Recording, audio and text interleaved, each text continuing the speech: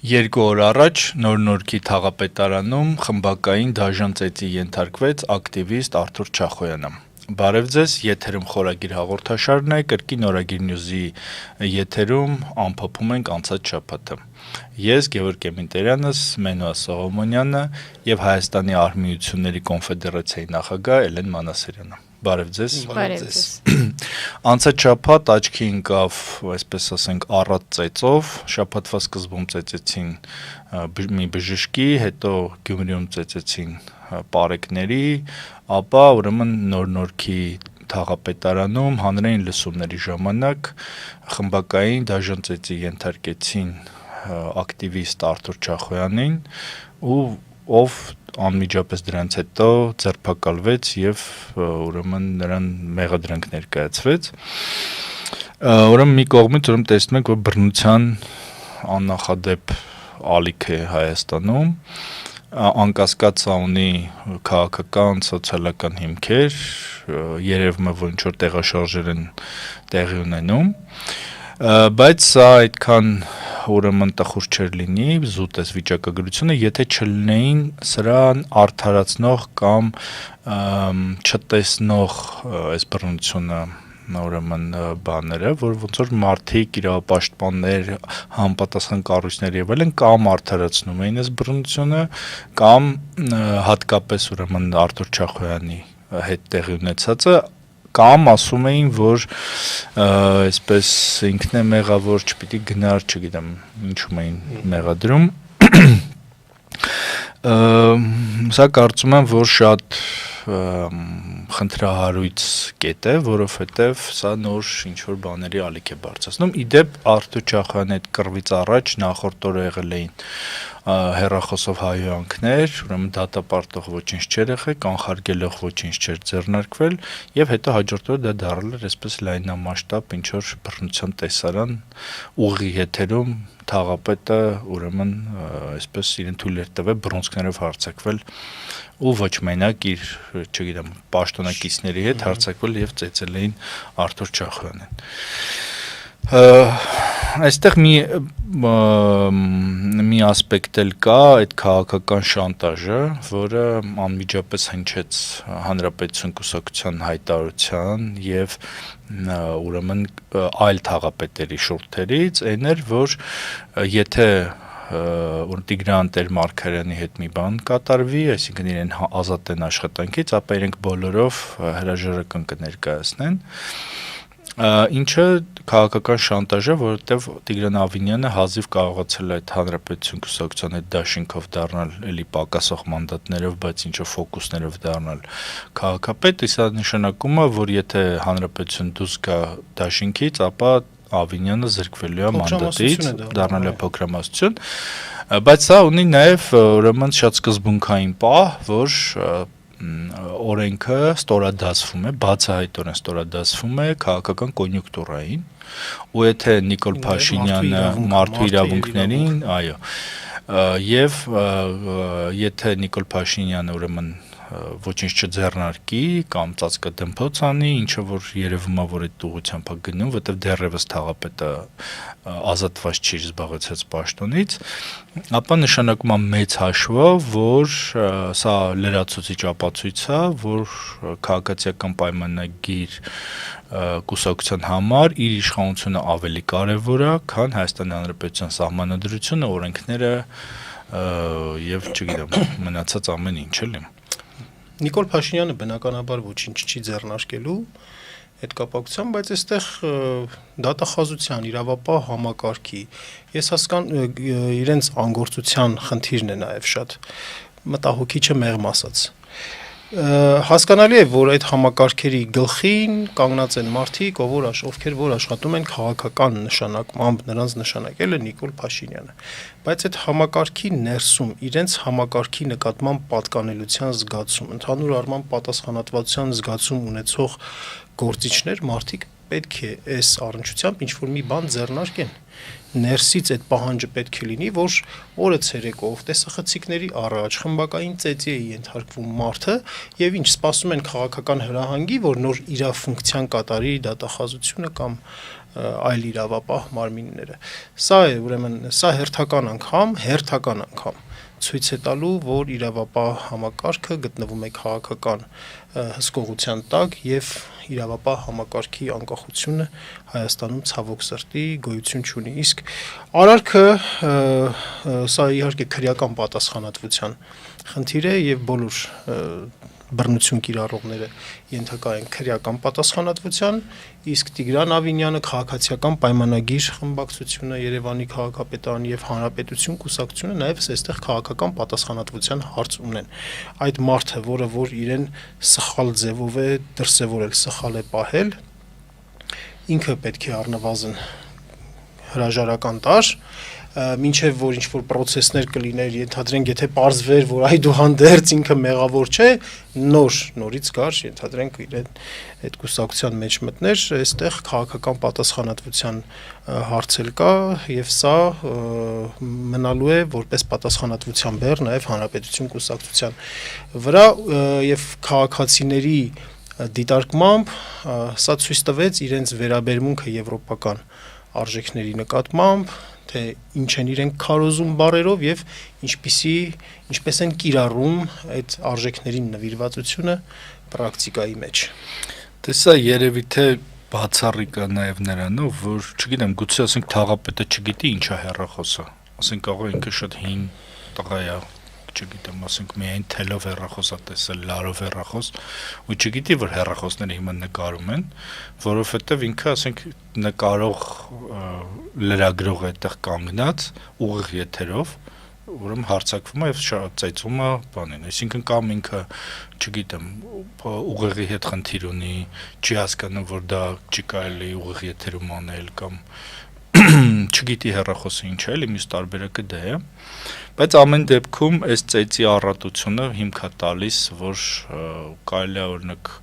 դիմել ԿԳՄՍ-ին, որտեվ հիմա ԿԳՄՍ-ն շատ է սիրում փառատոններ անցկացնել։ Տարվա լավագույնները։ Չէ, ընդհանրապես անցկացնել ծեծի փառատոն, այո, բոլոր այս բաներին հավաքել միտեղ, այս Հանրապետություն կուսակցության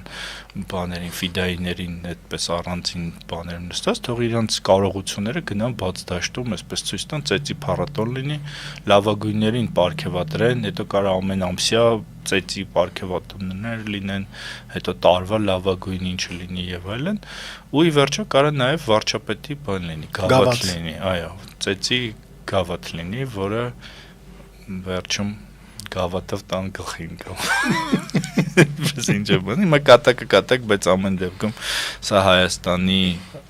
վարկանիշին շատ մեծ հարված է, ընդ որում նաեւ քաղաքացին ապուշի տեղ դնելու բանը, որ իբր ինքնիշխանության համար էր այս կռիվը, չգիտեմ, Բուչա այցելելու Պուտինն էր հատուկ ուղարկել Արտուր Չախոյանին, զանգել էր Քոչանին զանգել էր Չախոյանին եւ այլն։ Եվ սա իրականում, ասենք, մարդը կարող ասենք փորձի քեզ խափի, բայց երբ որ փորձում է դնի էշի տեղ, դա շատ վիրավորակ է։ Ես ճիշտ ասած վիրավորված եմ Հանրապետություն կուսակցության հայտարարությունից։ Հիմա, չգիտեմ, շատ չխորանանք այս ծեծի մեջ, շաբաթվա մյուս իրադարձությունը։ Բայց եթե կարելի է մի բան ասեմ ծեծի թեմայով, իհարկե ավելի շատ անդրադարձանք Թաղապետարանում տեղի ունեցած դեպքին, բայց ես կուզենայի նաև անդրադառնանք բժշկին ծեծելու մասով, որովհետև չգիտեմ ինչի, գուցե այդպես ստացվեց, որ բժշկին ծեծեցինք հենց առողջ եւ անվտանգ աշխատանքայի համաշխարհային օրը, եւ սա առաջին դեպքը չէ, երբ որ բուժաշխատողը բռնության է ենթարկվում իր մասնագիտական, ուրեմն գործառույթը իրականացնելու ժամանակ, ու կարծում եմ, որ սա արգահատելի արարք է այն առումով, որ այդ բժիշկը ի վերջո կատարում էր իր աշխատանքը։ Եվ բուժաշխատողները ստացվում է, որ բոլորովին էլ պաշտպանված չեն, մեր հասարակությունն էլ Աստված տվել չխնայել, թե ինչպեսին կարող է լինել, հատկապես այդ աֆեկտիվ վիճակում ինչեր կարող են անել, ու արդեն որերորդ բուժաշխատողն է, որը բռնության է ենթարկում, կարծում ես մասով լուրջ անելիք ունենք բուժաշխատողների անվտանգությունը սահմանելու, պահպանելու ու նաև հետագայում պատասխանատվության ենթարկելու են մարդկանց, ու խիստ պատասխանատվության ենթարկելու են մարդկանց, ովքեր դա անում են, հատկապես երբ որ խոսում ենք մարդուն ինքը եկել էր օգնություն ցույց տալու ի վերջո, էլի։ Այո, իրեն սրտով չէր եւ այլն, այս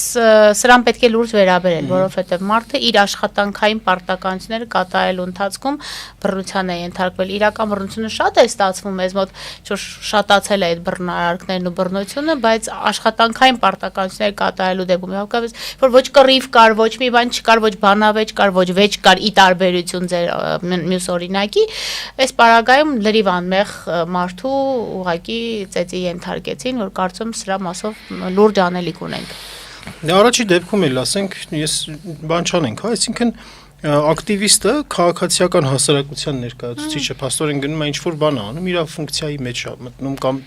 գուցե մի քիչ դասադալի, չգիտեմ ինչ չեն արել, քարը լավ չեն դրել եւ այլն։ Եվ անպատժելիություն, այսինքն ես օրինակ որպես քաղաքացիական ակտիվիստ նայեմ այս դեպքին ու վախենամ ասեմ, որ գնամ նոր-նորքի կամ այլ թաղապետարանի հետ կապված հանկարծ ինչ-որ մի հատ հարց բարձրացնեմ ու վրթովմունքս էլ մի քիչ որպես այդպես բանով իրենց համար ոչ ընդունելի ձևով արտահայտեմ եւ սա վախի մթնոլորտի տարածման ուղղված գործողություն էր, այո։ Հատկապես գույշա պետք լինել հանրային լսումներից, որտեղ սիրում են հատկապես այդ ժամանակ։ Հանրային լսումները վերածում են հանրային ծեծի, այո։ Մյուս դեպքն էլ այդ բարեկների ծեծնել էր աշխատանքային պարտականությունների բանով եւ այդ նույն բանը մենք տեսնում ենք լրագրողների հանդեպ, այդ նույն բանը մենք տեսնում ենք շատ տարբեր մասնագիտությունների տեր մարդկանց նկատմամբ, որոնք ուրեմն իրականում պաշտպանված չեն պետության կողմից։ Այսինքն ես վստահ եմ, որ հիմա օրինակ աղմուկա բարձացել, այդ քննիչները կգան, չգիտեմ ինչ կգրեն, հետո նա ես իմ մյուս կողմը փող կտա, մարդ կգտնի, չգիտեմ ինչ կանի, հետո կասեն ապե ամոթ չի գրում ես, բա ես իմ ինչը լավ չի եղել, հերը վատ է եղել, մերը ես իմ ինչ է եղել,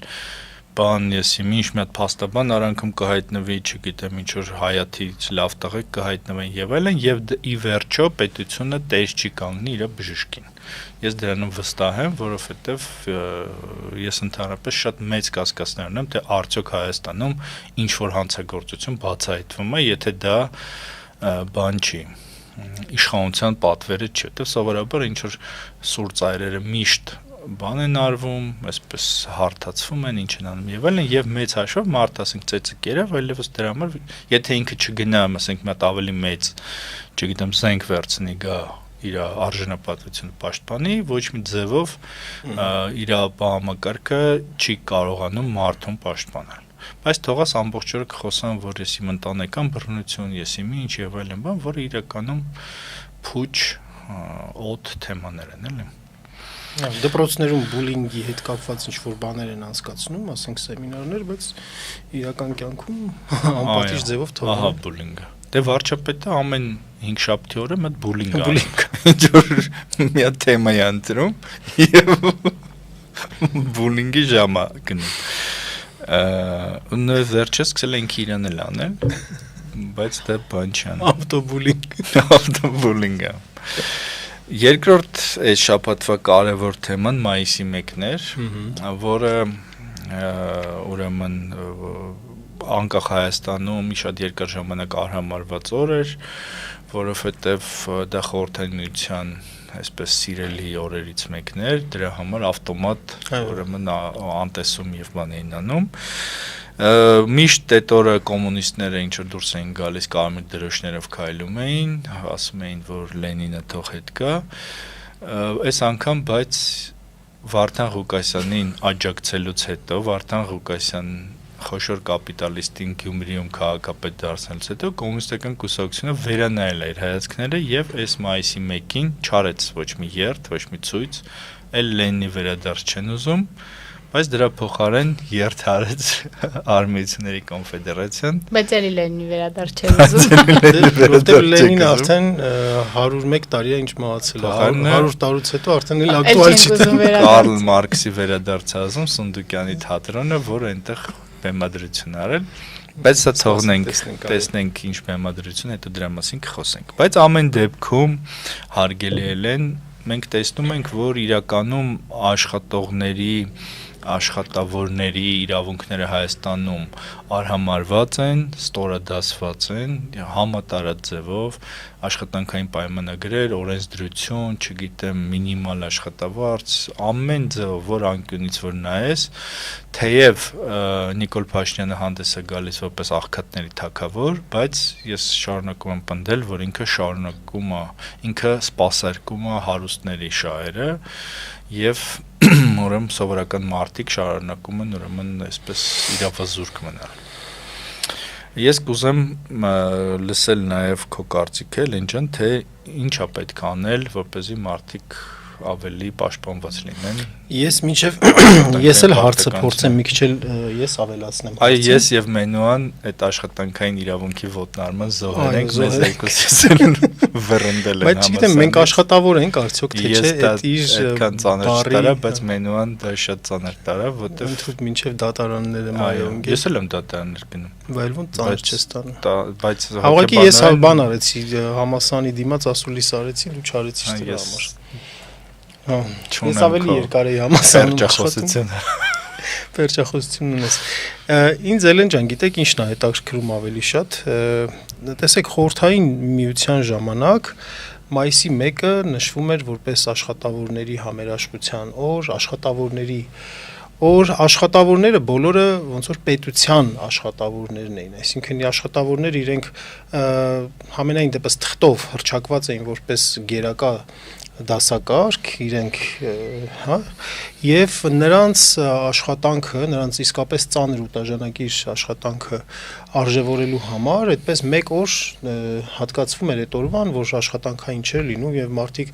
այդպես կազմակերպված բոլոր ձեռնարկությունները պետական էին եւ դուրս էին գալիս շքերթների, բան այդպես գեղեցիկ արարողություններ տեղ ունեն, մի եկեք ասենք, որ իսկապես մարդիկ իրենց լավ էին զգում ու գնահատված էին զգում։ Այսօրվա պայմաններում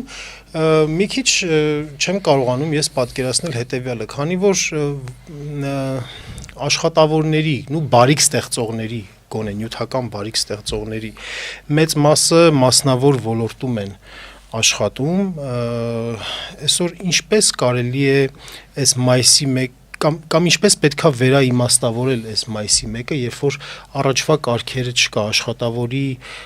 օրը ինչ ձևով իմաստավորենք, ինչ ձևով կարողանանք աշխատավորին արժևորել, էլի, այսպես ասած, կամ որն է աշխատավորը։ Մայիսի 1-ը բոլորովին էլ խորհրդային տոն չէր։ Մայիսի 1-ը դա արևմտյան երկրների որոշած օր էր, ուղղակի խորհրդային միությունը դες տեղավորվել էր այդտեղ եւ քանի որ այն ժամանակ ինֆորմացիոն դաշտը շատ սուղ էր,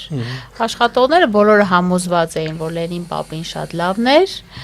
որ անկախ նրանից որ 37-ի վերեղել Ստալինը իրանց հերոսն էր, եւ իրենք դες բոլորը իրենց խափած զգալով երջանիկ ապրում էին։ Ու նորմալ է, այդ ժամանակվա հասարակարգը այդպիսին էր, մարդիկ իրենց այդպես լավ էին զգում, երջանիկ էին ապրում, կարևոր չի, որ թթվասերի համար ժամերով առավոտ հերթ էին կանգնում, բայց այն երջանիկ էին։ Հասարակարգը այդպիսին էր, հասարակարգը այդպիսին էր, բոլորը լավ էին զգում։ Թթվասերը պետք է չլինի, որ չգնաս թաղապետի նկարի վրա։ Եվ այս առումով պարզապես խորհրդային միությունը, քանի որ այն ժամանակ կար ընդամենը մեկ գործատու պետությունն էր, կային բազմաթիվ աշխատողներ, ու մի քիչ պահանջեինք, ստացվում էր, որ բոլորը երջանիկ են, չաղ ու բախտավոր, եւ բոլորը ունեին աշխատանք։ Մենք այսօր ապրում ենք լրիվ այլ հասարակարգում, լրիվ այլ արժեհամակարգներ ունենք, այլ աշխատաշուկա ունենք, որ այն ժամանակ որպես այդպեսին չկար, եւ մեր խնդիրներն էլ այլ են։ Այսօր մայիսի 1-ը վերաիմաստավորված է արդեն, որովհետև ինքը չի նշվում որպես տոն, թեպետ մեր տոների եւ հիշատակի մասին օրացույցում ինքը տոն է համարվում եւ ոչ աշխատանքային, բայց ինքը իմ խորին համոզմամբ ավելի շատ խնդիրները կրկին անգամ եւս մեկ անգամ բարձրաձայնելու օր է։ Այսինքն այդ օրը ավելի շեշտակի, ավելի մեծ հնչեղությամբ բարձրացնել այն խնդիրների մասին, որոնք գոյություն ունեն աշխատանքային իրավահարաբերություններում, սկսած աշխատանքային պայմանագրի լինել չլինելուց, մինչև վերջնահաշվարկ, անհատական աշխատանքային իրավահարաբերություններից մինչև կոլեկտիվ աշխատանքային իրավահարաբերություններ։ Բոլոր տեղերում խնդիր ունենք, այո, դուք իրավացի եք, որ շատ են լինում աշխատանքային իրավունքների խախտումները։ Հատկապես խախտումներ են գրանցվում պայմանագրերի տեսակների մասով եւ պիտի անորոշ պայմանագիր լինել, բայց բոլոր տեսնում են որոշակի ժամկետով կնքված օրինակ աշխատանքային պայմանագիր, որտեղ հեշտ է այդպես աշխատողից ազատվել։ Կամ ակնհայտ աշխատանքային պայմանագիր պիտի լիներ, բայց ծառայությունների մատուցման պայմանագիր է կնքվել, որպեսզի երաշխիքները չլտրվեն աշխատողին, կամ համատարած աշխատում են շատ ավելի երկար ժամանակահատված, քան 8 ժամը, բայց վճարվում են միայն 8 ժամի համար, այսինքն արտաժամյա, նույնիսկ շատ դեպքերում գիշերային աշխատանքի համար հավելումները չեն վճարվում։ Վերջնահաշվարկների մասին էլ չեմ ուզում խոսել, թե ինչքան են դրա մասով խախտումները, որովհետև օրենսդրությամբ սահմանված է, որ նույն օրը պիտի աշխատանքից ազատվելու, նույն օրը պիտի մարդու հետ վերջնահաշվարկ կատարեն, բայց ստացվում է այնպես, որ ամիսներով այդ վերջնահաշվարկը չեն վճարում, հանգստի իրավունքի խախտումներ ունենք բազմաթիվ,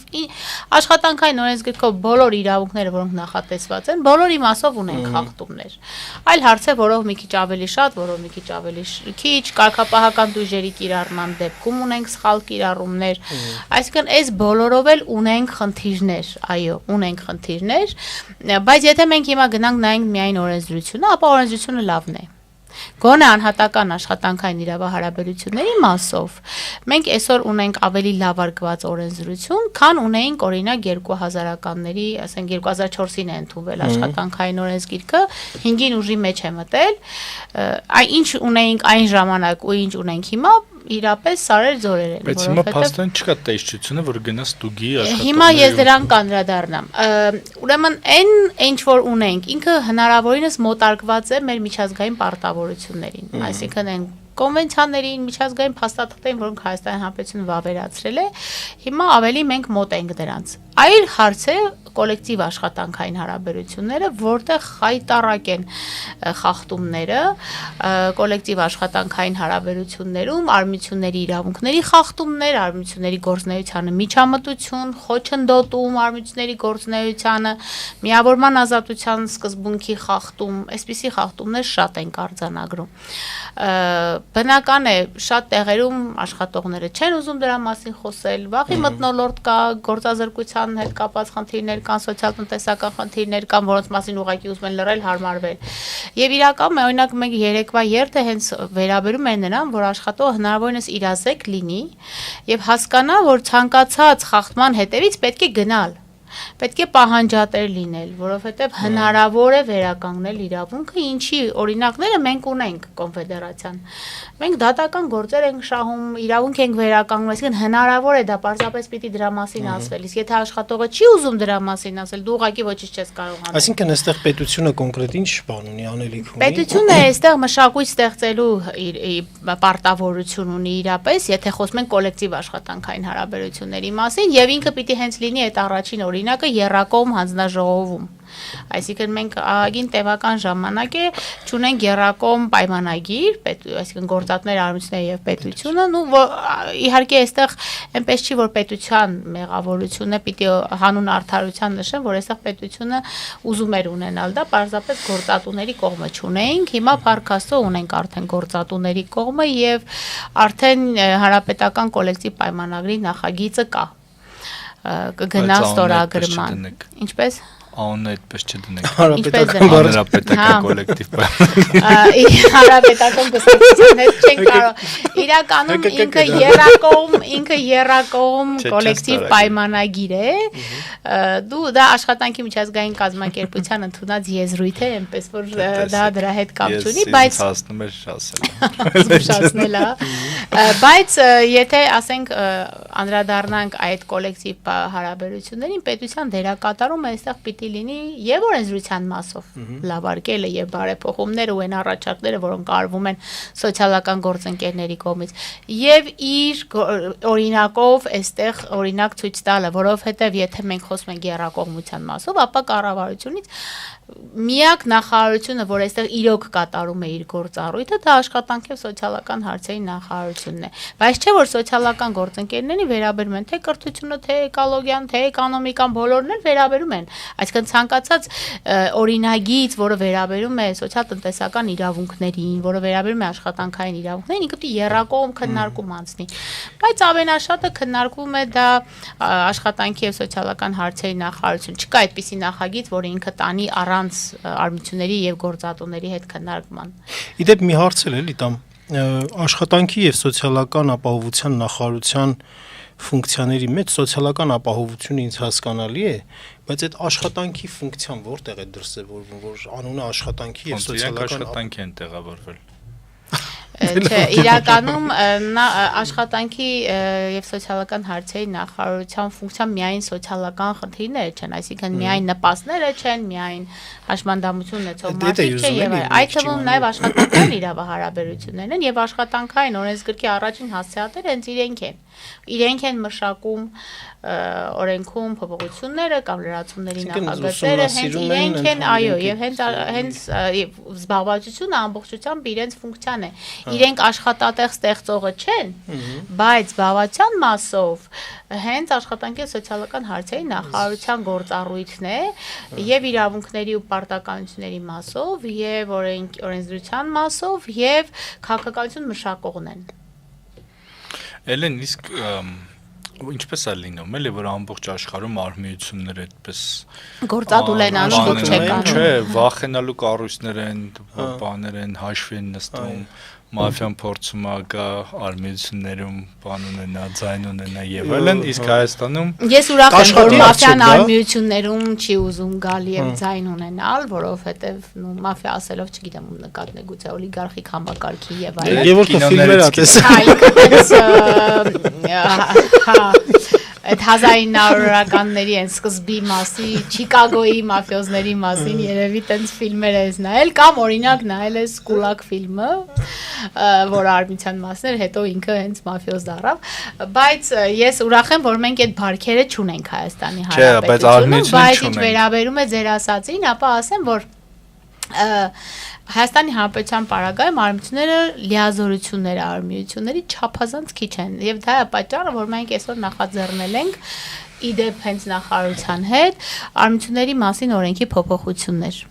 որովհետեւ այն լիազորությունների շրջանակը որը տրված է արմիություն այսինքն տրված չի ոչ մի բան էլ չունի արմիությունը որևէ ընդհանրապես կամավոր ինստիտուտ է չէ արմիությունը կամավորական ինստիտուտ ազդելու չունի ամեն ինչ թողնված է կոլեկտիվ բանակցություններին դրա մասին արդեն ասեցի եւ հիմա ինչ եք նախատեսում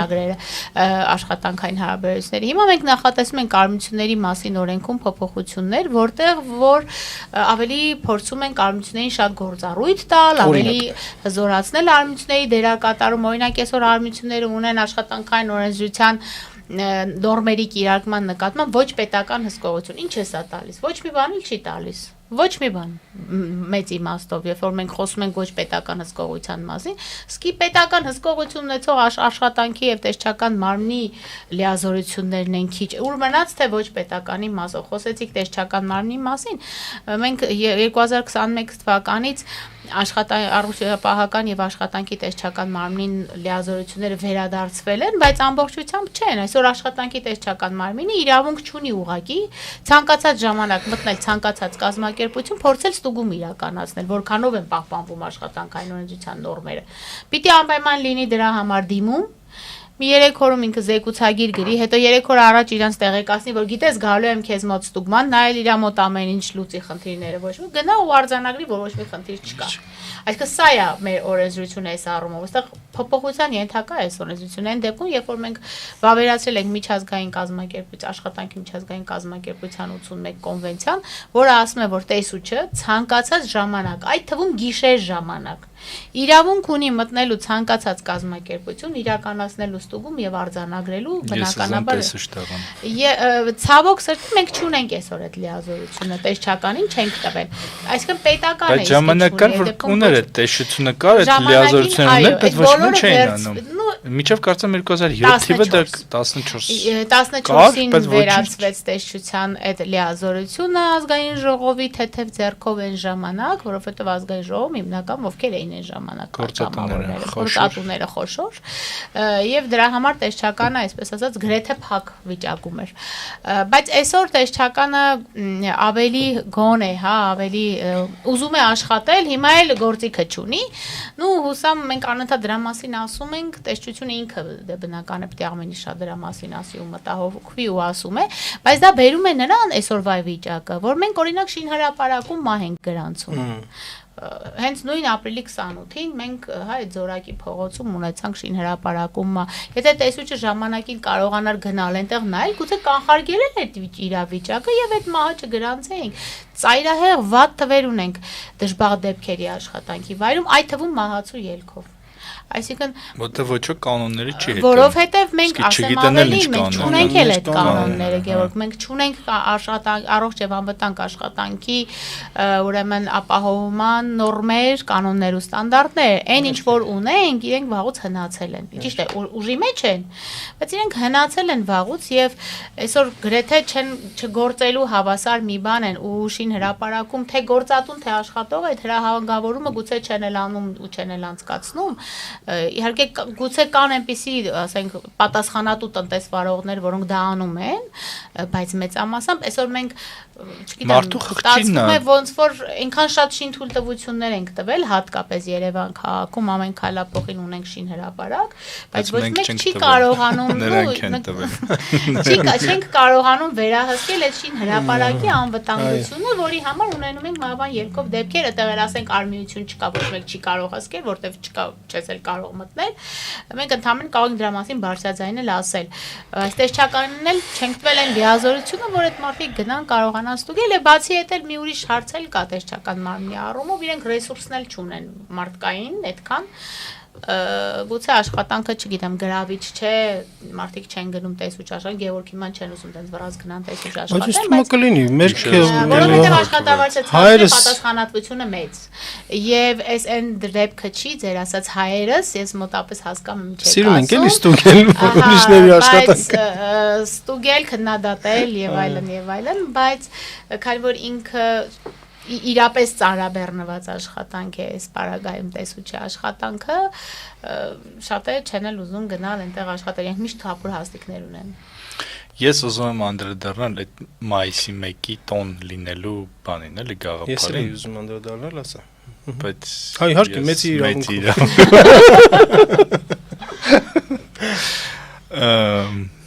Դա պետության բաներից մեկն է, էլի ինքը ստեղծում է ինչ-որ հերոսների կերպարներ։ Աշխատող մարդը հերոսն է, որը ստեղծում է ինչ-որ մի բան, որտեղ թե ինքը չստեղծի, բարիք ստեղծող է։ Հիմա մենք ունենք բանի հարկատունը մեզ համար հերոսը, եւ վարչապետը չի թաքցնում, անդադ ասում է կեցե հարկատուն, կեցե եսիմ ինչը եւ այլն, այդ քաղաքացիությունը որոշումա փողի հարկատված բանով փող տալի, այնքան ուրեմն դու իհարկե ստեղծագործական հիմա, բայց սա միայն այդ բանը չի, որ օրը կա, մայիսի 1-ը դե չեն կարող չնշեն, ամբողջ Եվրոպան նշում է, աշխարհը նշում է եւ այլն, չեն կարող այդպես ցրեն գնա, դրա համար ստիպված պայել են, բայց մյուս կողմը կա, օրինակ ասենք աշխատանքի գովերքումը։ Ես իհարկե հայկական սերիալներ նայելուց ես մեծ բան չունեմ, բայց ես չեմ հիշում այդպիսի մի հատ ինչ-որ հայկական ֆիլմ վերջին շրջանում նկարված, որտեղ երևա առավոտը գործի գնացող մարդ ու երեկոյան տուն եկող մարդ ու դա այդ պատմությունը ինչ-որ դրա վրա ինչ-որ բան ստեղծվի, կերպար լինի այդպիսին եւ այլն։ Ինչ-որ նայում են կամ կրիմինալը, կամ ինչ-որ օլիգարխներ են, կամ պատգամավորներ են, կամ ինչ-որ ավտոմատով մարդիկ են, կամ ինչ են եւ այդ աշխատանքի բանը, օրինակ ասենք հիմա ծիծաղելի է թվում, որ ասենք, չգիտեմ, սոցռեալիզմը, ինչ էին աշխատանքի գովք էին անում, բան էին անում եւ այլն, չարենց ունեն այդպիսի բանաստեղծություններ։ Բայց դա պետության պահանջն է ստեղծագործում։ Դասագրքերում չես հիշում, ասենք ոտանավորներ կան, ռուսերենից, ասենք без работы, без труда не пойдёт в поля вода։ Պայմար ռուսերեն, չէ՞ դրանք։ Դե Չէ՞ որ իվ բան անեմ ուզենամ բաներ։ Հայերեն էլ կա, ես չեմ հիշի, բայց հայերեն էլ կա, բայց այդտեղ պետքա դա ստեղծվի, պետքա պետությունը պատվեր տա, պետքա ասի, որ ասենք ընկեր գրող, ընկեր պոետ, հա գնա գրի քո տվայտանքների մասին, զգացմունքների մասին, քո ինչը բանը, բայց այս մանկական բանաստեղծությունը պարտադիր այո, ինչը որ արժեքա նրա մասին պետքա այո, եւ դասագրքում պիտի սա անպայման բան լինի, տեղ գտնի, ներառված լինի, որ ես սովորացնեմ, որ ճիշտ է աշխատելն է։ Իսկ հիմա ինչ է ստացվում, ասենք աշխատանքի վայրում մարդը ծեծ աուտում, ոչ ոք դրա համար պատասխան չի տալիս, բանում կինոներում քիչ տեսնում աշխատող մարդու կերպար, դպրոցում քիչ սովորում աշխատող մարդու չգիտեմ ինչ եւ այլն, տեսնում ասենք գովերքումա որ բերում ես փոխտու դառի հերոս, ամենակարևորը մեզ փոխ տալն է եւ այլն, եւ որտեղ է պետք դա լինի։ Դա կարող է լինի մենակ ավանդույթով, երբ որ ասենք ընտանիքում երեխան տեսնում է, որ ասենք հայրը ոնց է առավոտյան գնում գործի հետ գալիս, բայց դա ըստ նույնիսկ վիճակը գրական տվյալների, դա քիչ մաս է կազմում։ Ավանդույթի կատալիզատորներ են պետք։ Աշխատանքը քիչ է, աշխատավարձը քիչ է եւ այն իդեալները, որոնք տրվում են հասարակությանը, թանկ մեքենաներ, ընդամենը $5 միլիոն արժեցող, չգիտեմ, բնակարաններ, ես ինչեր եւ այլն, այդ աշխատանքը եւ այդ իդեալները, որոնք անդադ մեդիաներով բան են արվում, քարոզվում են, դրանք անհամատեղելի են։ Դու կյանքում չես կարող ասենք 200,000 դրամ աշխատավարձով գնաս ասենք $5 միլիոն տուն առնես, բայց ինչ որ ասենք սիրուն աղջիկները անդադ ասում են ընդամենը սա այսքան արժի։ Դա ազդում է մարդկանց վրա, դա առաջացնում է դժբախտության զգացում։ Դա առաջացնում է օտարացում, չգնահատվածություն եւ այլն, դրանից աճում է ագրեսիան, դրանից աճում է արտագաղթը եւ այլն։ Բայց ես ուզում եմ մի բան ասել, որ այդ նենց չի, որ այդ հիմա եղավ։ Նախ եթե հարկատուների մասով ենք ասում, ապա յուրաքանչյուր աշխատող հարկատու է։ Այսինքն ինքն էլ է հերոս, այտենց որ նայենք, բայց ես կարծում եմ, որ մենք դա այդ խնդիրը մեզ մոտ եղել է 90-ականներից։ Երբ որ մենք համատարած, ես ու դու երեխա ժամանակ համատարած տեսնում էինք, որ ով էր ավելի հարուստ ու ով էր ավելի լավ ապրում, ով չէր աշխատում, ու ուղղակի գնում էր, չգիտեմ, սրան վրա էր փողի բան դնում, հա, այն մյուսին էր դնում, չգիտեմ, եթերում կարելի ասել ռեկետ անել եւ այլն, ու իրանք ավելի հարուստ էին որպես այդպեսին։ Այդ ժամանակ մենք տեսանք, որ այդ մարդիկ, ովքեր թաղային հեղինակություններ էին, իրանք ինչ որ մեծ տուն ունեցան, չգիտեմ, ինչ ունեցան, բայց օրինակ իմ քո հայրը աշխատում էին, բայց մենք չունեցանք այդ տունը, օքեյ, ես չեմ նեղվում, որ մենք չունենք այդ տունը լավա, բայց կարծում եմ իմ արժե համակարգն ավելի լավն է, քան այդ։ Մեր ժամանակ հարուստ էր համարվում նա, որ վիդեո ուներ տանը։ Հա, ու այն բան Մարիոյի խաղ կարար տանը խաղար կամ Nintendo։ Բայց խնդիրը նրանում է, որ այստեղից է եկել խնդիրը։ Եթե օրինակ մենք այդ տեսել ենք մեզանից շատերը, հա, մենք ավելի լավ սերունդ էինք, իրական միշտ բոլորս ասում ենք, որ այ մեր ժամանակ մենք այլ լավն էինք, քան եկողը։ Բայց մեզանից է այդ ամեն ինչը սկսել, մեր սերունդից մենք ենք տեսել դա, ու մեզանից շատերը, մեր սերնդակիցներից շատերը փաստորեն ստացվեց տեսան դա ու իրենց երեխաներին այդպես դաստիարակեցին։ Այդ երեխաները այսօրվա սերունդն են կամ գուցե արդեն այդ երեխաներն են սերունդները,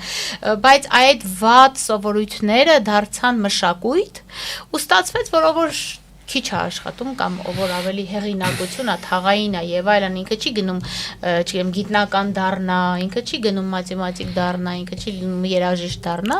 որովհետեւ ինքը տենց ավելի շատ փող է աշխատելու։ Այսինքն գնահատման միավորը աշխատանքի արդյունքն է արտահայտված գումարով։ Ոչ թե բարիքն է, ոչ թե ջանքն է, ոչ թե ստեղծարար ջիղն է, այլ արդյունքը արտահայտված գումարի չափով, սա է, երբ որ դառնում հանրության համար գլխավոր ուղենիշը, բայց մաս կա էլի։ Այդտեղ այն է հարցը, որ կապիտալիզմը նյութն է։ Որտեղ դու պիտի կարողանաս այդ հոգևոր, չգիտեմ, ինչը պահես։ Ես ինձ իմ հարցը այն է սկզբում, այ դրա համար էլի այդ հարցը բանալեցի, որովհետև մայիսի 1-ը մեզ համար, այն նախ ես չգիտեմ, օրինակ հիմա աշխատավոր ենք, թե աշխատավոր չենք, օրինակ։ Եվ երկրորդն էլ, հա, պրոլետարներ ենք։ Մենք բոլորս աշխատողներ ենք իրականում, եւ բոլոր աշխատող մարդիկ իրենք բարիք ստեղծողներ են, իրենք արժանի են արժանապատիվ աշխատանքային պայմաններ ունենալուն։ եւ երբ որ ես ասում եմ հա տոն չէ, բնական է ոչ աշխատանքային օր է, ուղղակի ոչ աշխատանքային օր հանգստացան, բայց ինքը այն տոնը չէ, որը մենք սովոր ենք տեսնել օրինակ սովետական միության ժամանակ, երբ որ վաղուց սանդալը առել էին եւ մենակ այդ օրը առաջին անգամ կարող էին հագնել ու փուչիկով գնալ դուրս։ Չէ, այդ չենք մենք ասել, ժամանակները լրիվ փոխվել են։ Բայց ավանդույթները շարունակվում են, ավանդույթները, ծեսերը շատ ուշ են դուրս գալի եւ օրինակ այդ մնացել այդ բանը, որ մայիսի 1-ին բացվում է գազանանոցը։ Ու մարդիկ մինչև հիմա գազանանոցը հա բացում են բանին մայիսի 1-ին, օրինակ ասենք ինչ կապ ունի, ինչի պիտի հիմա։ Դե օրերը տաքանում են պայմանական օրերը տաքանում են։ Ես հիշում եմ, որ մայիսի 1-ին կարուսելներ սկսում են աշխատել մայիսի 1-ից, որով այդ այգիների կարուսելները այդպես էր։ Բայց հիմա քանի որ դա ասենք չես կարա Սամվել Կարապետյանին կամ ասենք չգիտեմ մյուս ասենք մոլերի տերերին ասես որ փակեք կարուսելները բացեք մայիսի 1-ին դա պետք է անդադ աշխատի որ փող բերի, բայց այն ինչը որ պատկանում է քաղաքապետարանին դա աշխատում է սովետի տրամաբանությամբ։ Բայց կներես քաղաքապետարան պատկանող կարուսելները քո ասած եւ այգիները իրենք բացօթյա են։ Իսկ մոլերում վերջ։ Չէ, ինչի մանումենտը կա։ Մանկական այգում էլ հա մանկական երկաթուղում չկա քանդած, բայց այդ ձեր ասած մոլերը քանի որ ծածկի տակ են, դու իրան չես կարող ասել ուղղակի մի աշխատի, որտեղ մայիսի 1 պետք է գա, բայց այն ինչը որ բացօթյա է, գուցե սովետական միության ժամանակ հենց դա էլ այնց բաններ, որ մա ես ուզում եմ մի հատ ուրիշ կողմի անդրադառնամ, այստեղ կա մի հատ ուրիշ կողմ, էլի։ Մենք ունեինք սոցիալիզմ, որը ինչ որ ձևի աշխատում էր, ասենք այդ աշխատանքային իրավունքներ, արհմիություններ, ես ինչ որ բաներ որ կային։ Հետո մենք անկախացանք եւ որոշեցինք, որ պիտի կառուցենք լիբերալիզմ, կապիտալիզմ, չգիտեմ ուրիշ բան, եւ քանդեցինք լրիվ այն, ինչը որ կար։ Այսինքն ինչ որ համակարգեր կային, որոնք աշխատում էին, բայց մենք դա լիովին քանդեցինք։ Մենք դաբանություններ ու չկարողացանք նորը կառուցել։ Ու մենք շատ լավ խոսք ասում, մենք ուզում էինք շուկայական տնտեսություն, բայց կառուցեցինք շուկայական հարաբերություն։ Այսինքն լրիվ տիպիկ հայկական իրականության մասին բան է։ Այսինքն չես, ասենք, պետքա տուն վերանորոգես, չէ՞, բայց ինչ-որ բան կա, որ վերանորոգումը կարիք չունի, ասենք, չգիտեմ, բանը պարկետը լավն է, ասենք, հատակը լավ վիճակում է գտնվում, փայտը ինչ ես հատակը փոխում, իմաստ չունի, չէ՞։ Դու դա ասենք մի քիչ դզմզում ես, ներկում ես, ես իմ չես անում եւ այլն եւ դրա վրա կառուցում ես։ Հիմա մենք այդ բանը մեր մեջ չունենք։ Այսինքն մենք ուզում ենք 0-ից կառուցենք, ընդ որում դա նոր բան չի։ Եվ ասենք քանդել հեթանոսությունը, սարքել քրիստոնեություն։ Թամանյան եկավ 5 քաղաքը սկսեց քանդել, նոր Երևաներ կառուցում։ Հետո ուրիշ ճարտարապետներ եկան, սկսեցին Թամանյանին քանդել, իրանք են կառուցում։ Այդ բանը, որ ասենք քանդենք 0-ից սարքենք, դա, չգիտեմ, մեր տեմպերամենտի հետ է կապված, խելքի հետ է կապված, չգիտեմ, ինչ հետ է կապված, բայց դա մեր մեջ կա, ասենք քանդենք, հետո կարող չստացվի։ Եվ ի վերջո դրա սիմվոլով է Նիկոլ Փաշինյանը։ Քանդենք, ջանդամ, թե հետո չի ստացվի։ Օրինակ ես չեմ հավատում, ինքը ոնց է ակադեմիական քաղաք սարքել, ասենք տեղից ինչ-որ բուհեր կան, որոնք sense հազիվհազ քրքաշ իրաց գույցը քաշ են տալի։ Իսկ գուցե պետք չեն բուհերը, որ հազիվհազ քաշ են տալիս իրենց։ Դե փակենք, դառնանք բան։ Փակենք, այո։ Ղարսի խորոված սարքող երկիր։ Չէ, բայց եթե իրական ես այնպես չի որ շատ այնց կիսում եմ այդ ակադեմիական քաղաքի գաղափար, որտեղ կարծում եմ որ ինքը իր մեջ լիքը դժվար ու խնդիրներ է բերելու իր հետ, բայց այն բուհը կամ այն ուսումնական հաստատությունը, որ հասիվ քաշ է տալիս իր գոյությունը, այդ դեպքում ինչի համար է ինքը։ Եթե ինքը ուսանող նրա համար է որպեսզի ձեռքից բռնես, կամած բարձրացնես վերև այդ ոչ թե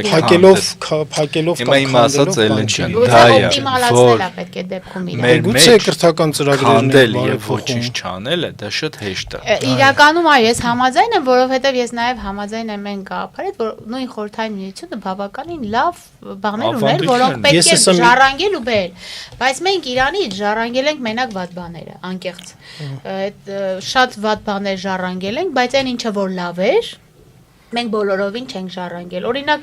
սովետական միությունը, երբ որ ինչ-որ մի օրինագիծ էր ստեղծում կամ ինչ-որ իրավական ակտ էր ստեղծում, հետազոտություններ անում, հա, բավականին մեծ հիմնավորումներ դնում դրա տակ։ Այսօր մենք ինչ ենք անում, մենք չունենք այդ ինստիտուտը։ Ինչ որ ՀԿ-ները լավ կամ վատ անում են ինչ որ հետազոտություն, որը գուցե, չգիտեմ, չեմ ուզում որևէ մեկի որևէ մի ՀԿ-ի վիրավորել, բայց ամեն դեպքում արդյոք ինքն էր այն պատկան կառույցը, որը պիտի օրինակ այդ հետազոտությունը անում են այնքան, ինչքան փոխտվողը ուզում է եւ ինչ պատվեր, որ ինքը ստացել է։ Բայց չէ որ դա պետական բան է, հա, պետության համար է դա կարևոր։ Ու խորհրդային միությունը, երբ որ ինչ-որ մի բան ուզում էր անել, այդ իր գիտահետազոտական ինստիտուտները հենց դրա համար էին, որպեսզի ցանկացած իրավական ակտի տակ հիմնավորումներ լիներ։ Այսօր մենք նվազագույն աշխատավարձ ենք սահմանում, տակը հիմնավորում չկա։ Չունենք նվազագույն ակադեմիական քաղաք ենք բացում, տակը հիմնավորում չկա։ Ում համար է օրինակ նվազագույն աշխատավարձը։ Մեր պարագայում բոլորի։ Բայց արդյոք բժիշկը եւ մաքրուհին պիտի նույն նվազագույն աշխատավարձը ստանան։ Մեր պարագայում դա կախված է գործատուի կամքից։ Ինքը բժշկին 150,000 դրամ կտա, թե 75,000 դրամ կտա, որովհետև մենք մեխանիզմ չունենք նվազագույն աշխատավարձի սահմանմանից, դրա համար պետք էր հետազոտություններ, դրա համար պետք էր հասկանալ օրինակ Զամբյուղն ինչ է, Զամբյուղի կազմն ու կառուցվածքը ինչ է, ինչ բյուջե դա պիտի ունենա, այս բոլորը չունեն, 2004 թվականին ընդունել ենք օրենքը այդ Զամբյուղի մասին, մինչև այսօր մատը մատին չենք տվել, որպեսզի կառավարության որոշմամբ ունենանք որոշակի ուրեմն սահմանում, թե ինչ պիտի լինի, դա իրենից ինչ պիտի ներկայացնի։ Իդեպ հենց օրենքում գրված էլ է, որ կառավարությունն է սահմանում, բայց որևէ կառավարություն մինչ այսօր դա չի սահմանել։ Որովհետև չգիտեն ինչ անեն։ Լղոզում են, լղոզելը հեշտ բան է։ Նույնը վերաբերում ասենք օրենքները կիրառելուն։ Օրինակ դու ասում ես ինչ կապ ունի, չէ՞, ասենք պետությունը, տեսչությունը, չգիտեմ ինչը։ Օրինակ ասենք բանը, հիշում ես, որ ինձ ուզում էին հանեին համասանց, որ պայմանագիրը սարքել էին ժամկետով, հետո դատական բան եղավ, վճիռ եղավ, որ չի կարա նախադեպ կա, որ ասենք եթե անժամկետ պայմանագիրը դու չես կարող ժամկետով սարքես, ամբողջ վարչությունը սարքեցին անժամկետ, բայց համասանքը չվերաբերեց, ասենք համասան, ինձ թվում էր, որ ասենք ամբողջ բոլոր համասանականների պայմանագիրը պետք է վերանային, բայց դա վերաբերեց միայն ասենք իմ վարչությունը, որտեվ իմ հետ էր խնդիրը եւ այդպես ինձ լրացնելու համար եկան ինչ-որ կոմպրոմիսի, բայց այդ բանը օրինակ ասենք պետության ղեկավարը ասի կապ չունի էլի դու ով ես ում հետ ինչ հարաբերությունն ես եւ այլն սա օրենքը դատարանի վճիռը չգիտեմ ինչ է եւ այլն կամ էլ ուրեմն այդ վճիռը փոխի կամ էլ ասա որ ասենք այս վճիռն է սխալ չգիտեմ սահմանադրական դատարան դիմի ասա որ թող վճիռը փոխեն բայց այդ բանը որ միանման պիտի լինի դա շատ կարևոր բան է դա է օրենքը դա է պետությունը օրենքը պիտի միանման կիրառվի ցանկացած մեկի նկատմամբ բայց հանուն արդարության ուզում եմ նշել որ մենք այսօր օրենքը ավելի շատ ենք աշխատեցնում աշխատանքային իրավարարությունների դեպքում քան նախկինում որովհետև օրինակ նախկինում գոնե Հայաստանի Ամուսնների կոնֆեդերացիան գրեթե դատական գործ չէր ունենում 1-2 տարվա ընթացքում լավագույն դեպքում ես հիշում եմ 2008 թվականին մենք մի գործ ունեինք դատամ ճիշտ է երկար է տևում եւ այլն բայց ընդհանրեն այդ մի գործն էր որը մի 2 տարի տևեց մի 2 տարի մենակ այդ գործն էր այս տարի 2024 թվականին մենք 16 դատական գործ ենք ունեցել 14-ը շահել ենք։ Ես ասեմ, որ Օրագիր News-ը շատ ավելի շատ դատական գործ ունի։ Չէ, դա հասկանում եմ, բայց դե խնդիրը սա է, աշխատողը ուզում է դիմել դատարան, սա իրազեկվածության բարձրացման արդյունք է, որ ինքը չի վախենում, որ ինքը մտածում է, որ ինչի ոչ, բայց արի համաձայնի, որ 16 գործը դեռ թիվը չի։ 16 գործը քիչ է, ես բան չունեմ ասել։ 600,000 աշխատող ու դրա մեջ կա 16 դատական գործ, այո, նո 600,000-ի բոլոր 600,000-ը չեն, որ արմենիան անդամ են, այդ ինչքան են անդամ։ 191,000-ն են եւ մենք ընդամենը 655 բողոք ենք ունեցել անցյալ տարի, որոնք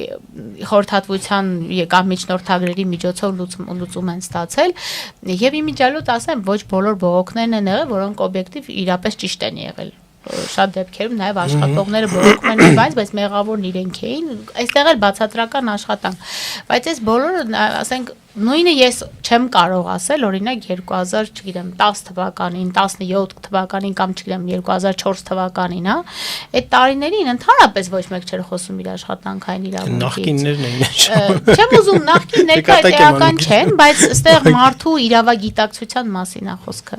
այսինքն մենք ինչպիսի աշխատող կարող ունենք իրավագիտագից, թե ուղղակի ինչ տվել են, դա էլ ուղղակի ստորագրել առանց կարդալու, ոնց որ բանկում վարկ են վերցնում, հետո մտածում են վայ, ոնց եղավ, որ այսքան տոկոս եղավ, այս մշակույթը պիտի, այս վարքականոնները պիտի ունենա մարդը, որպեսզի ինքը երբ որ ինչ-որ մի բան ստորագրում անպայման կարդա։ Շատ դեպքերում պայմանագիրը խախտում են, ասում են խախտվել է այն պայմանագիրը, բացում ես ոչ էլ խախտվել են, ուղղակի չգիտեր, որ այդպես չի։ Այս բոլորը այնքան խորքային են ու ամենօրյա իրազեկվում ու երբ որ ասում ես սերիալների երբ որ ասում եք այդ սերիալների եւ այլնի մասով ես միշտ ասում եմ որ այդ սերիալի փոխարեն օրինակ խոսեք աշխատանքի անվտանգությունից օրինակ ստեղծեք մի հատ այդ սերիալ լավ թողանու սերիալ լինի, բայց որտեղ որ խոսում ենք աշխատանքի անվտանգությունից կամ այդքան, չգիտեմ, խաղատները, վիվարոները եւ այլն ռեկլամելուց, հա, այդ գովազդելու բացի, գոնե դրանից բացի գովազդեք նաև այդ աշխատանքային իրավահարաբերությունների հետ կապված։ Մենք փորձեցինք մեր նկարած տեսահոլովակները, որոնք որ մենք իրազեկման համար նկարահանում ենք, ուզեցինք դա այնպիսի գներ եղավ մեդիա դաշտում հեռուստատեսության մասով, որ ուղղակի հնարավոր չէ տեղավորվել այդտեղ։ Այսինքն այս պետությունը ունի անելու Հա, բայց մասնավոր հեռուստաընկերություններին դա չի վերաբերում։ Իսկ համեկին էլ չի վերաբերում։ Համեկին էլ չի վերաբերում։ Իրանք մարքեթինգ են դա ընդունում։ Իհարկե, համեկը վերցրել է բան։ Մարդամեկի աշխատավարձը բարձր բավոնց վճարեն։ Իդեպ, այս աշխատանքային օրենսդրության շրջանակներում ես կարծում եմ նաև, ոչ թե կարծում եմ, ես այդպես եմ հասկացել, որ խտրականության բաղադրիչը շատ թույլ է արտահայտված, այսինքն խտրականության հիմքով, որ մարդու աշխատանքային հարաբերություններում խնդիրներ են առաջանում, հենց մեկը չգիտեմ, Գևորգի պահով ասեմ, թե իմ պահով ասեմ, լավ, այսպես։ Իմը որ կոնկրետ ասենք քաղաքական հայացքների եւ գործունեության երբ որ աշխատանքային ասենք տեղի ունեցել խտրականություն։ Ես իմ խտրական վերաբերմունք չի կարող լինել։ Գործառույթի համար չեմ, էլի, ոչ անգրագետ եմ եղել, որ ասենք ազատել են, ոչ կաշառակեր եմ եղել, ոչ բան, բայց քաղաքական հայացքների համար ասենք բան է լինում, էլի, ես որքանով հասկացել եմ, մեր մոտ, քանի որ դրա մասնագետը չեմ, թույլ չեմ տալիս էլի խոսել թեմաներից, որոնց մեջ շատ չեմ հասկանում, բայց որքանով հասկացել եմ, հենց այստեղ եւս կարգավորման բան գոյություն ունի, մեծ բաց գոյություն ունի։ Աշխատանքային օրենսգիրքը այս մասով հստակ է։ Ինքը ասում է, որ բացառել ցանկացած հիմքի վրա Գուցե հատուկ խտրականության օրենսդրությունը։ Բայց այստեղ խնդիրը այլ է, թե բնական է, չէ, ձեր ազատման հրամանի մեջ ոչ են գրել քաղաքական հայացքների համար։ Չէ, ասում են ժամկետը լրացել է, բայց ասենք մի 1500 այդպեսի դասախոսի ժամկետ։ Այդպեսի դատական գործ են ունեցել, երբ արմիության նախագահի հանդեպ էր խտրականությունը, իր հետ լուծել էին աշխատանքային պայմանագիրը, այլ հիմքով, բայց բոլորս հասկանում ենք, որ խտրականության հիման վրա, որտեղ ինքը արմիության նախագահը անդադ խանգարում է գործատուին իր գործի մեջ, անդադ ասում է, սենց չէ, սխալ եք անում, ճիշտ եք անում եւ այլն։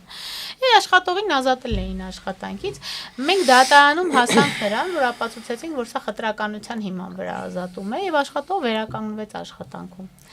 Այսինքն, էդ էլ է հնարավոր ուղղակի այնքան եզակի են այս դեպքերը, այնքան քիչ են լինում այս դեպքերը, որ իրենց հնչեղությունը քիչ է դառնում։ Ինչքան շատ լինեն այդ դեպքերը, այնքան ավելի հանրությունը դրա մասին ավելի շատ կիմանա ու գործատուն էլ մի քիչ ավելի զգաստ կլինի այս առումով, օրինակ կմտածի, որ եթե կարելի է դատարանը ապացուցվում է, որ դա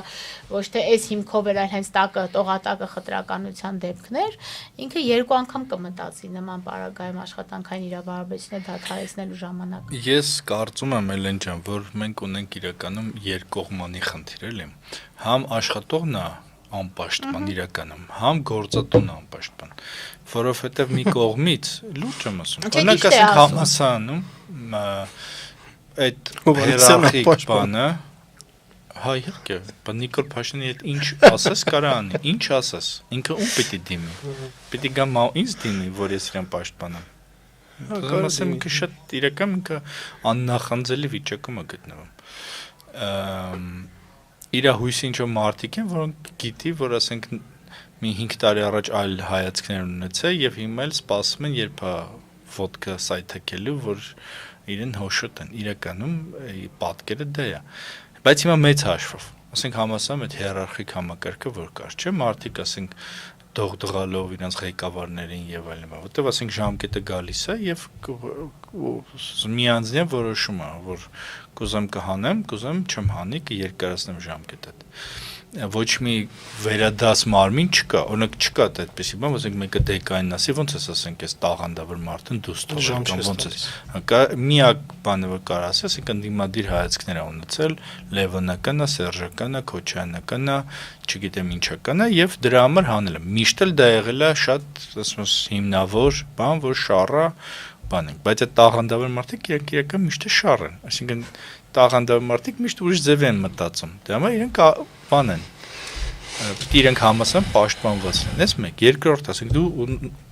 ուզում ես ազատվես ինչ-որ աշխատողից, ես համասան ունեի մեծ օպերատոր, որ նկարել չգիտես, չէր կարող ֆոկուսի մեջ նկարել, 80 տարեկան կնիկ էր, որ չէի կարում, չէի իրենց ազատվեի,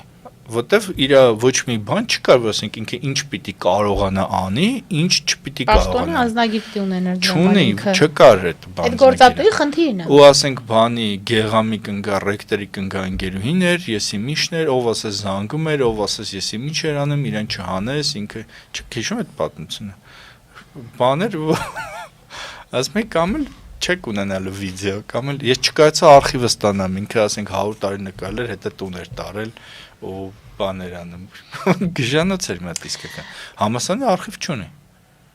Ինչ որ ես ստեղծել եմ այդտեղ, ես վստահ եմ որ հիմա էլ ոչ ոք այնտեղ ոչ մի բան չի անում։ Հիմա բայց այդ պահը շատ կարևոր է, որ ոնց է լինում այդ օրենսդրությունը ով է գրել, որ համ աշխատողն է անպաշտպան, համ գործատուն է անպաշտպան։ Դու չես կամ հիմնավորես, որ ասենք այս մարդը չի համապատասխանում իր բանին։ Կարող եք հիմնավորել, ուղղակի պետքա ճիշտ աշխատացնել օրենսդրությունը։ Հիմա տվյալ պարագայում ձեր դեպքում դուք գործատուն մեղավոր այնքանով, որ տվյալ աշխատողը չունի պաշտոնի անձնագիր։ Ոչ ոք չուներ։ Դե հիմա կապ չունի, ինքը չունի, վատա որ որևէ մեկը չունի պաշտոնի անձնագիր, որովհետև մարդը պիտի ունենա աշխատողը պաշտոնի անձնագիր եւ ատեստավորումը աշխատողի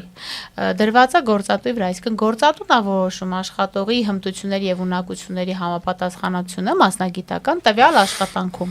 Եթե դուք ունենայիք պաշտոնի անձնագիր, եւ այդ պաշտոնի անձնագրում գրված գործառույթների հիման վրա իր համար անեիք ատեստացիա, ապա դուք հանգիստ կկարողանայիք ասել, որ այս մարդը ատեստավորումը չի անցել եւ ես լուծում եմ իր հետ աշխատանքային պայմանագիրը։ Գործատուն աշխատանքային օրենսգրքի 113 հոդվածը բազմաթիվ կետեր է տվել աշխատանքային պայմանագիրը գործատուի նախաձեռնությամբ լուծելու համար։ Եվ այս բոլոր կետերը շատ լավ կիրառելի են, ուղղակի իրանց պետքա ճիշտ կիրառել, այսինքն այս պարագայում գործատուն էլ պիտի մասնագիտական առումով ունեն այնպիսի մասնագետներ, որոնք ճիշտ խորհրդատվություն կտան գործատուին, պարզա չէ, որ տնօրենը պարտավոր չամեն չի իմանալ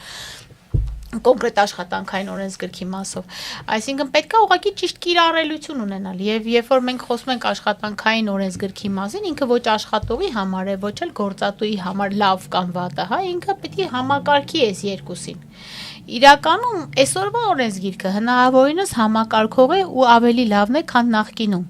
Ուղղակի պետք է իրեն ճիշտ կիրառել։ Երբեմն լինում է գործատուները, օրինակ կարգապահական տույժի սխալ կիրառումը ով է մեղավոր։ Գործատուն, որտեղ սխալ է կիրառել, օրենքը հստակ է գրած։ Կարգապահական տույժ կիրառելուց առաջ կանչի մարդուն ուզի գրավոր, իրանից ուզի գրավոր բացատրագիր։ Քանիսն են ուզում այդ գրավոր բացատրագիրը, այն էլ գրավոր ձեռքով։ Իսկ 3 անգամ ուզել են, 3 անգամ տվել են նկատողություն շաբաթը մեկ գործատունն է որոշում, հա, այդ որ ասում եք չեմ կարող ազատել։ Նորմալ է, երբ որ դու տալիս ես գրավոր, նախ գրավոր ես ուզում այդ բացատրագիր ու գրավոր ներկայացնում, արդեն այստեղ արդեն ճիշտ, բայց մեր դատական գործերի մեծ մասը այդ բացատրագիրը չուզելու հիման վրա, նույնիսկ եթե աշխատողը սխալ է եղել, վերականգնում է աշխատանքում, որովհետև չի պահպանվել օրենսդրության դրույթները։ Այսինքն, երբ որ մենք խոսում ենք չիմացության մասին, իրազեկվածության բացակայության մասին, սա միայն աշխատողին չի վերաբերում, շատ դեպքում նաև գործատուին է վերաբերում, հոդվածները սխալ են կիրառում, աշխատողը հանգիստ եթե դեպքում ավելի ուշ բան կար, որ այնտեղ բան կար, հայցի ապահովում կար, բայց բանը գործատուն չարեց։ Քրեական գործ է, բայց հետո գնացին Ջահանգիրյանի խնդրեցին, Ջահանգիրյանը լուծեց այդ հարցը եւ ինձ ասացին, որ այդտեղ չկա բան, քրեական հոդված էլ է։ Մենք իրականում մենք գիտենք, որ կա։ Երկրորդ թեմա, ավարտենք։ Թեման փակեք երևի, հա։ Ուրեմն այո, շաբաթվա մյուս կարևոր իրադարձությունն էր, որ ընդդիմության մի թևը սկսեց process impeachment-ի գործընթաց, Նիկոլ Փաշինյանին impeachment հայտարարելու, բայց արդեն ուրեմն հայտնի է, որ Հայաստան դաշինքը պատասխանեց հայտարարությամբ, որ մինչև դրսում մարդիկ չլինեն եւ մինչև այն պակասող պատգամավորները ստորագրես չունեն, իրենք չեն միանա։ Ու պարզավ, որ այս եւ այդ impeachment-ը եւ այս պատասխանը ավելի է խորացնելու ընդդիմության մեջ եղած անջրպետը, նոր հրաձգությունների, նետահարությունների, չգիտեմ ինչերի առիթը դառնալու եւ ուրեմն մենք չգիտեմ ինչ ենք տեսնելու, էլի հակառ ռեյտինգի աճ ենք տեսնելու, չգիտեմ հրաձգություններ ենք տեսնելու եւ այլն, բայց դա էլ նշանակում է, որ իրականում ոչ բոլոր կողմերն են, էլի ազնիվ եւ իրոք ուզում Նիկոլ Փաշինյանի հրաժարը կնա։ Այս թեմայի հետ կապված իմ դիտարկումը հետեւյալն է։ Անկախ նրանից կոնկրետ Հայաստան դաշինքը ոնց է մտածում, մտնենք մի բանի մեջ, որ իրատեսական է, իրատեսական չէ եւ իրենք սա գնահատում են ոչ իրատեսական կամ չեն վստահում impeachment գործընթաց նախաձեռնող կողմին, մեղադրում են, ասենք, ոչ ազնիվ նպատակների մեջ, շարունակվում է այսպես ներընդդիմադիր դաշտում իրար խփոցին եւ այլն։ Ընդհանուր առմամբ այս երևույթի հետ կապված էլ ես իմ ասելիքը այս երևույթի հետ կապված, որ անկախ ամեն ինչից impeachment-ը պետքա շուտ լիներ, թող այսօր լինի կամ թող, չգիտեմ, երբ ուզում է լինի, այս impeachment-ը դահապես Նիկոլ Փաշինյանին հեռացնելը հերթական անգամ եմ էլ ես առիթ ուզում օգտագործել ասելով շատ եմ ասել, բայց անընդհատ պետք է ասենք մի բանը 100 անգամ էլ լինի, պետք է ասել, որ սա քաղաքացիական պայմանագիր խմբակցության падգամավորների, հատկապես հետևի նստարանին նստող падգամավորների համար կարևոր փրկողակ է։ Նրանք, ովքեր որ իշխանական ռեսուրսներից, բարիքներից այդ չափով չեն օգտվում, ինչպես նրանց այն առաջին նստողները, առաջին շարքերում նստողները, ավելի շատ այսպես խոսողները, որովհետև պատասխանատվության բեռը չափազանց մեծ է, որ իրենց վրա է լինելու։ Նրանք բոլորը չէ, որ կարողանալու են այդ պատասխանատվությունից խուսափել։ Մի մասը, ովքեր որ օրինակ հարստացել են, չգիտեմ ինչ են արել, այս ընթացքում արտասահմանում ինչ-որ տներ են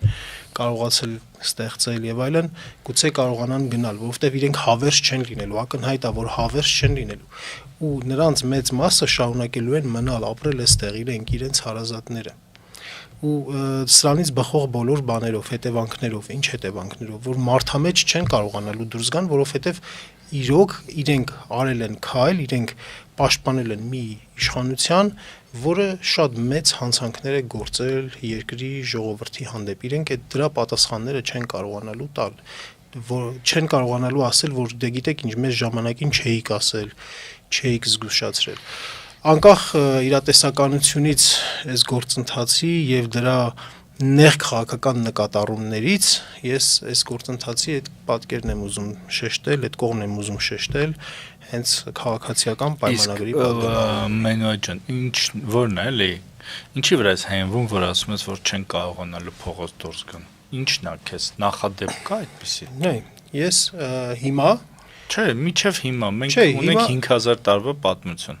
Կա նախադեպ դրա։ Այսպիսի վիճակ չի եղել։ Եղել է։ Չէ։ Դե լավ, արի չգնանք ավելի վատ վիճակ էլ եղել, չէ։ Արի միջնադար չգնանք, Գևորգ ջան, այսպիսի վիճակ։ Ասեմ, թույլ տուր ասա։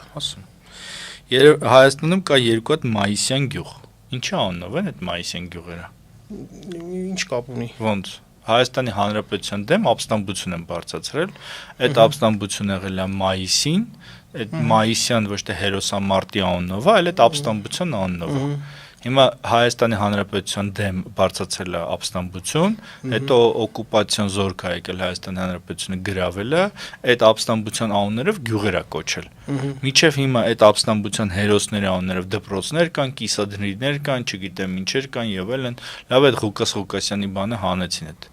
բանի հանրային գերդանդի մոտ։ Ղաթարբեկյանի անունը փոխել են։ Կասյանը միջև հիմա կա, հանել են իբր անունը, բայց անունը խանութներական դրած է։ Այդ բան կերպարը չէր, այսպես ասած, այդ դպրոցներ կան գյուղերում։ Պատմաբաններ կան, որ ասում են հրաշալի մարդեր, չգիտեմ ինչ էր։ Դա այն ժամանակվա համար Հայաստանի Հանրապետությունը չի պատժել իր ուղերիչների բան։ Արի դրա մեջ բան չանենք էլի, չխորանանք, որովհետև այդ պատժելը նաև այդ նույնն է, որ դու պահանջես ամբողջ խորհրդային անցյալը մերժել, որովհետև այդ քո ասած իրադարձությունների հետևանքով կամ դրանց արդյունքում եղավ խորհրդային հանրապետությունը իր դրական եւ բացասական բոլոր կողմերով համ ունենալ Մայիսյան գյուղ, համ ունենալ Հայաստանի Հանրապետություն։ Դու խոսում ես Մայիսյան գյուղի մասին, ես խոսում եմ նրա մասին, որ 120,000 մարդ տնավեր բնավեր է դարձել իրենց կողմից պահվող իշխանության ղեկավարի կողմից Պրահյան փաստաթուղթ ստորագրելու արդյունքում։ Քո ասածը կարևոր է, ես չեմ ժխտում, բայց չենք կարող էլի այսպես դնել նյութական իմաստով, բարոյական իմաստով, տարբեր իմաստներով իրար կողքի դնել ու ասենք համեմատել։ Հետո այդ դրա պատասխանատվությունը ով է, տերը ով է դրա։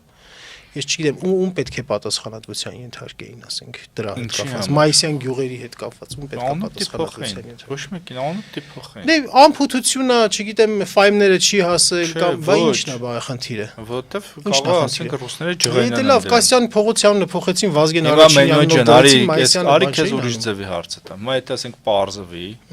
որ ասենք Նիկոլ Փաշինյանին զանգել է Վլադիմիր Պուտինը, ու ասելա որ չէ, ոչ, ու ասելա որ ասենք ճանաչի Ադրբեջանի կազմում, կամ ճանաչի չգիտեմ ինչը, ու Նիկոլ Փաշինյանը դա համաձայնեցրած է եղել ռուսների հետ։ Քեզ թվում է որ քաղաքական ուժը քարկոցի Նիկոլ Փաշինյանը։ Նախ արի ասենք դա քո ենթադրությունն է, որովհետեւ չէ, իմ ենթադրությունն է, իհարկե իմ ենթադրությունն է։ Հա, դե բա ենթադրությունն է։ Բայց ես ունեմ դրա համար ինչ որ հիմքեր։ Դե հիմա կարող է դու դրա համար հիմքեր ունես, գեւոր։ Իմ ասածը այն է Մենոյ ջան, որ եթե դու պատասխանատվության վերջ չեն գնում, իմ ասածը այն է, որ եթե դու քո հայացքը չունես իրերին նայելու,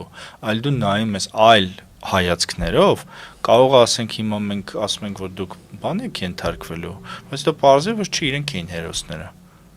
Պատկերացի ինչ եմ ասում։ Չեմ պատկերացնում, որովհետև հիմա փաստորեն դուրս է գալիս, որ դու ասում ես, որ այսինքն որևիցե պատասխանատվության չեն ենթարկվելու, թող հանգիստ այսպես մարդիկ շարունակեն։ Ես ասում եմ, որ լինելու է դա ու լինելու է այն պատճառով, որ այդ հայացքը լինելու է մերը։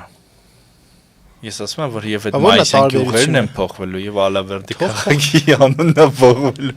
եւ նաեւ իրանք։ Այդ Ալավերդի քաղաքի անունը միանշանակ հարց չի։ Դուք ասեմ, որ այդ դրա գաղափարական հիմքերն են պետք Մենոյ ջան։ Դա այնա, որ ոչ թե որ ասենք այսքան մարդ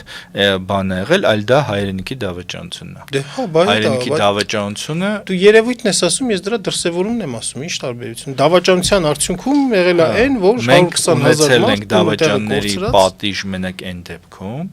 երբ որ դա եղել է անձնական վրիժառություն։ Եթե չհաշվենք Նեմեսիսը։ Միայն Նեմեսիսն է, որ եղել է համակարգված։ Դե հիմա այս առիթը լավ օգտագործելով արի կոմպրոմիսի գանք այս հարցում։ Նաև մենք զգուշացնում ենք, որ այո, համակարգային մոտեցմամբ է լինելու այդ պատասխանատվությունը եւ հաստատ ամեն դեպքում լինելու է այդ պատասխանատվությունը։ Այնպես որ լավ մտածեք եւ impeachment-ին կամքը վերջ։ Չէ, առհասարակ եմ ես ասում, առհասարակ եմ ասում, մարդիկ, որովհետեւ հիմա բանի մեջ են շատերը մտածմունքների մեջ են, բա դուրս գամ ինչ անեմ, աշխատանք կորցնեմ կամ չգիտեմ ինչ լինեմ, թիմի ներսում ինձ ասեն դավաճան։ Պետք է այս հարցի մասին շատ խորը մտածեն։ Շատ խորը, շատ երկար մտածեն ու ծանր ու թեթև անեն։ Դե մի տարել որ մտածեն կպրծնի էլի բանը մանդատի ժամկետը։ Ինչը որ կարող է բան լինի, այսպես նավաբեկություն լինի եւ այդպես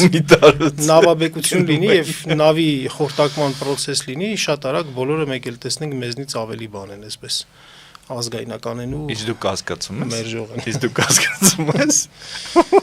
Դե ուզում ասեմ մենք հիշելու ենք բոլորին, որ ասենք հիշելու ենք բոլորին, որ դա կեղծ է։ Իսկ կարամ աններ տամ, որ ասենք այսօր տենցպես հարմար տեղավորված են ԿՊ-ի մեջ, բայց վաղը դառնալու է պարզվել իրենք ներսից քանդում էին ԿՊ-ն կամ չգիտեմ ինչին։ Այո, մենք դա ամենտեղ տեսել ենք եւ համասարանում ենք տեսել միասին եւ այլ տեղերում ենք տեսել ու տեսնելու ենք իրականում, որովհետեւ այդ բանը այդ